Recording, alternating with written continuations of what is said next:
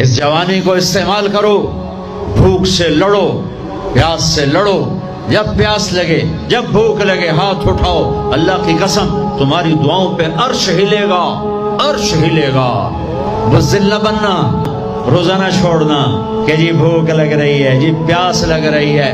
اللہ اس دن کی بھوک سے بچائے گا، پیاس سے بچائے گا۔ عبداللہ بن زبیر آج روزہ رکھتے تھے، 8 دن کے بعد افطار کرتے تھے۔ 8 دن مدینے سے روزہ رکھ کے پیدل چلتے اور مکے میں آ کے افطار کرتے۔